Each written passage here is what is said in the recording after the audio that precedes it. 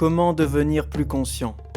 Avant toute chose, il est essentiel de comprendre que les compulsions sont l'inverse de la conscience. Être dans l'état de la compulsion est à l'opposé de l'état de conscience. Nos pensées et nos actions sont alors dictées par nos impulsions. C'est pourquoi, dans un premier temps, afin de devenir plus conscients, nous devons nous défaire de nos compulsions. Et pour tous ceux qui se lancent dans cette démarche, pourront très rapidement voir que nous avons plusieurs couches de compulsion. Lorsque nous nous occupons d'une compulsion, une autre se cache en dessous, puis une autre et encore une autre. Et c'est en se défaisant de toutes ces couches de compulsion que nous pourrons arriver à un degré de silence, d'immobilité. Et cette immobilité et ce silence sont essentiels dans la pratique de la méditation, sont essentiels pour devenir ce que l'on appelle méditatif. Il ne suffit pas de faire de la méditation. Nous devons être dans un état méditatif, c'est-à-dire immobile, détaché de tous nos sens, de nos pensées, prêt à observer et à accepter tout ce qui se passe en nous. Alors, la première chose à faire pour devenir de plus en plus conscient est de se débarrasser de plus en plus de compulsions, jusqu'à être libéré de ces impulsions. Alors observez votre vie, observez-vous. Vous verrez très vite que vous avez de nombreuses compulsions. Prenez-en une tous les jours et libérez-vous de l'une d'entre elles chaque jour. Et ces petits changements vous mèneront à une transformation, à un état de conscience plus élevé, plus vibrant. Alors, si par exemple vous avez la compulsion d'attraper votre téléphone pour aller sur les réseaux, prenez-en conscience. Dites-vous, aujourd'hui, je ferai attention à ça. Lorsque je prendrai mon téléphone, je me contiendrai. Et ce n'est pas grave si vous en prenez conscience une fois que vous êtes déjà lancé dans les réseaux à scroller indéfiniment. Ce n'est pas grave. Ne vous en voulez pas, c'est normal. C'est un bon début. Si vous prenez conscience alors que vous êtes déjà en train de scroller indéfiniment sur le réseau, ce n'est pas grave, ce n'est pas trop tard. C'est le début, c'est la première couche de cette compulsion. Plus vous mettrez en pratique cela, plus vous prendrez conscience rapidement. En effet, par la suite, vous allez prendre conscience au moment où vous allez attraper votre téléphone. Puis ensuite, à force de pratique, vous allez prendre conscience plus tôt, au moment où cette compulsion émanera en vous. Puis enfin, vous prendrez conscience au moment même où l'émotion émane en vous.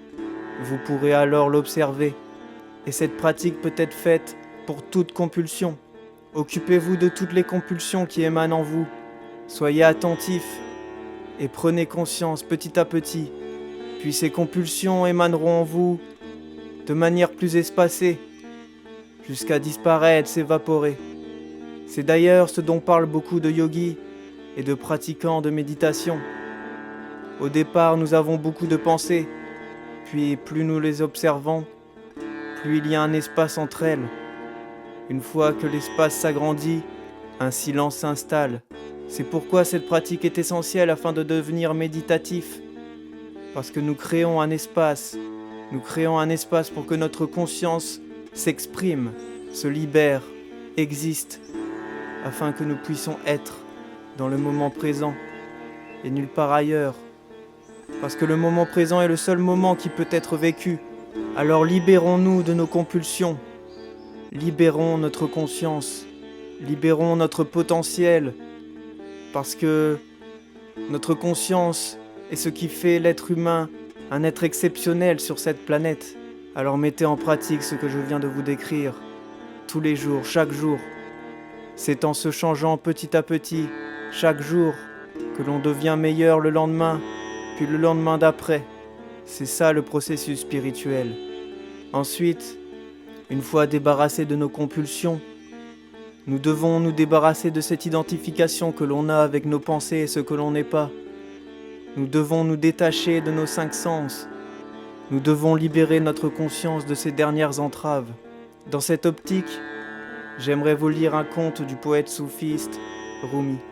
Ce conte s'appelle « La souris et la grenouille ». Une souris qui se promenait le long d'un ruisseau se lia d'amitié avec une grenouille. Elles se réunissaient toutes deux chaque jour à heure fixe sur le lieu de leur première rencontre afin de se raconter des histoires et de se divertir. Un jour, la souris dit à la grenouille : « Oh toi, le plus noble des animaux, depuis longtemps je désire te confier un secret. Toi, tu viens de l'eau et c'est là que tu retournes. Et moi, lorsque je t'appelle du bord du ruisseau, je n'obtiens pas de réponse car tu ne m'entends pas. Mon cœur ne se satisfait pas de nos rencontres quotidiennes. Je suis dans l'égarement lorsque je ne vois pas ton visage. Pour moi, tu es la lumière du jour et la paix de la nuit. Mon cœur souhaite être avec toi à chaque instant, mais toi tu ignores tout de mon état. Oh ma sœur, moi je viens de la terre et toi tu viens de l'eau. Il m'est impossible de plonger dans l'eau. Il faut que nous trouvions un moyen afin que mes appels te parviennent. » Et elle proposa cette solution. « Nous allons prendre une ficelle très longue et chacune de nous attachera l'une de ses pattes à l'une des extrémités. Ainsi, quand je voudrais te voir, il me suffira de tirer la ficelle. » Cette solution ne plut guère à la grenouille et elle refusa. Si la grenouille de l'âme est liée à la souris du corps, elle est sans cesse importunée par cette dernière qui tire la ficelle. La souris insista tellement que la grenouille finit par céder.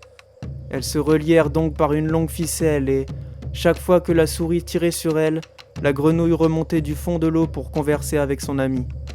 Or un jour, un énorme corbeau attrapa la souris et s'envola. Il souleva la souris et la grenouille à sa suite, la souris dans son bec et la grenouille au bout de la ficelle.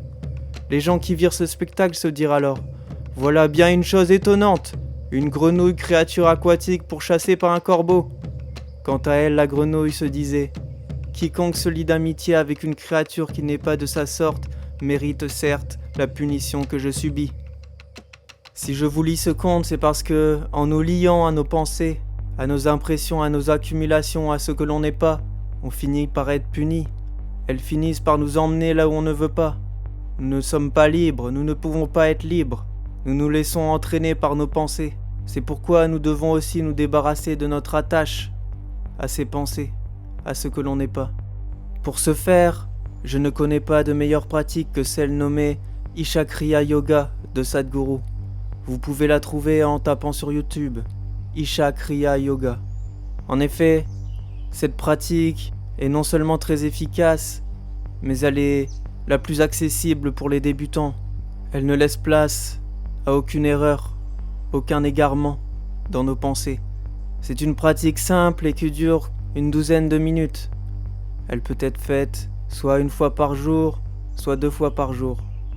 Elle doit être faite dans ce que l'on appelle un mandala, un cycle d'une 30aine de jours. Alors faites-la. Libérez-vous de ces entraves. Laissez place à votre conscience. Laissez place à l'expérience du moment présent, le seul qui existe vraiment. Peut-on être ailleurs que dans le moment présent ? Nous ne pouvons seulement vivre notre imagination du futur et notre mémoire du passé dans le moment présent. Il n'existe pas autre chose que le moment présent. Soit nous vivons avec conscience, soit nous vivons dans nos têtes avec compulsion. Une fois que nous nous sommes débarrassés de nos liens, de tous nos liens, que ce soit les compulsions ou nos pensées, nos conclusions, tout ce que l'on a bâti depuis notre enfance et tout ce que l'on a bâti pour nous dans notre éducation. Une fois que cela est fait, nous devons apprendre à voir la beauté du moment présent, à voir sa divinité.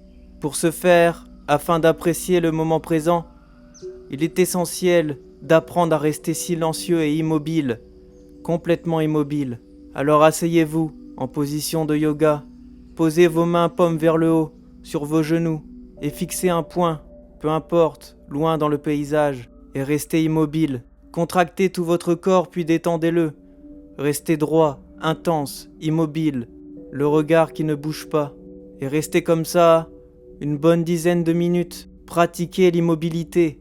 Elle est essentielle, elle est indispensable pour devenir méditatif et pour faire de notre méditation une expérience véritablement profonde. Parce qu'il est là tout le pouvoir de la conscience. D'être conscient, c'est de pouvoir accéder à des dimensions plus profondes de l'expérience de la vie. Et au final, lorsque nous quitterons cette terre, cette vie, ce corps, ce monde, tout ce qu'il en restera, ce n'est pas notre argent, notre famille. Non, c'est la profondeur de notre expérience. À quel point nous l'avons vécu, intensément. La vie est une fête. C'est pourquoi, afin de devenir plus conscients, nous devons prendre conscience de notre mortalité.